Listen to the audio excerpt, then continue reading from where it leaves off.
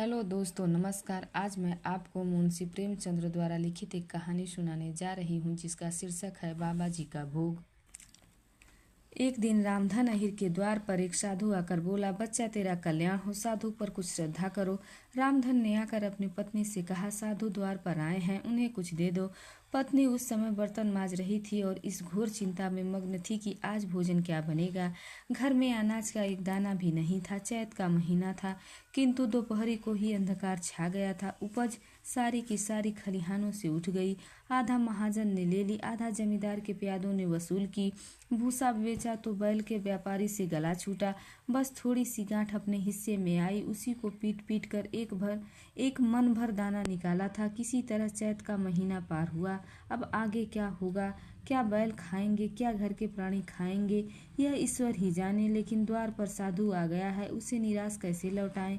अपने दिल में क्या कहेगा? पत्नी ने कहा, क्या दे दूं, कुछ तो नहीं रहा।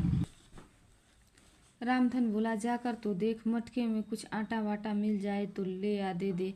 पत्नी बोली, मटके झाड़ पोछ कर तो कल ही चूल्हा जला था, क्या उसमें बरकत होगी? रामधन बोला, तो मुझसे तो यह नहीं कहा जाएगा कि बाबा घर में कुछ नहीं है, किसी के घर से मांग ला। पत्नी बोली, जिससे लिया उसे देने की नौबत नहीं आई, अब और किस मुंह से मांगूं?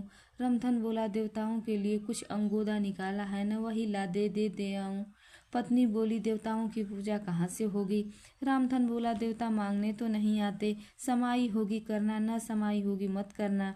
पत्नी बोली, अरे तो कुछ अंगोआ भी, पंसेरी 2 पंसेरी है, बहुत होगा तो आधे सेर। इसके बाद क्या फिर कोई साधु न आएगा? उसे तो जवाब देना ही पड़ेगा। रामधन बोला, यह बला तो टलेगी, फिर देखी जाएगी। पत्नी झुझला उठी और एक छोटी सी हांडी उठा लाई, जिसमें मुश्किल से आधा सेर आटा था। वह गेहूं का आटा बड़े यत्न से देवताओं के लिए रखा हुआ था। रामधन कुछ देर खड़ा सोचता रहा, तब आटा एक कटोरे में रखकर बाहर आया और साधु की झोली में डाल दिया। महात्मा ने आटा लेकर कहा, बच्चा, अब तो साधु आज यहीं रमेंगे, कुछ थोड़ी सी दाल दे दो तो साधु का भोग लग जाए। रामधन ने फिर पत्नी से आकर कहा, संयोग से दाल घर में थी। रामधन ने दाल नमक उपले जुटा दिए, फिर कुएं से पानी खींच कर लाया।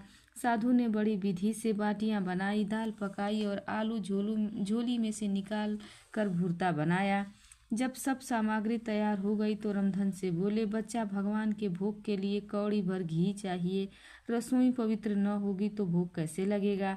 रामधन बोला, बाबा, घर में तो घी नहीं है। साधु ने कहा, बच्चा, ऐसी बात मत कहो, भगवान की दिया हुआ तुम्हारे पास सब कुछ है। रामधन बोला, बाबा, मेरे पास गाय भैंस कुछ भी नहीं है, घी कहाँ से होगा? साधु ने कहा, बच्चा, भगवान के भंडार में सब कुछ है, जाकर अपनी पत्नी से तो कहो। रामधन ने आकर पत्नी से कहा, बाबा जी घी मांग रहे हैं, मांगने को भूख है, लेकिन घी के बिना कौर नहीं धसता। पत्नी बोली, तो इसी दाल में से थोड़ी सी दाल लेकर बनिए के यहाँ जाओ, जब सब कुछ कर ही लिया है तो इतने के लिए उन्हें क्यों नाराज करते हो? घी आ गया। साधु महाराज ने ठाकुर जी की पिंडी निकाली, घंटी बजाई और भोग लगाने बैठे।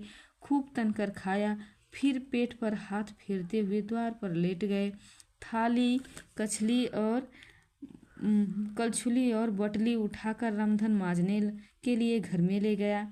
उस दिन रामधन के घर में चूल्हा नहीं जला, खाली दाल ही पकाकर पी ली। रामधन लेटा तो सोच रहा था, मुझसे तो अच्छे यही बाबा जी हैं। धन्यवाद। प्लीज़ कहानी अच्छी लगे तो वीडियो को लाइक कीजिए और चैनल को सब्सक्राइब कीजिए। धन्यवाद।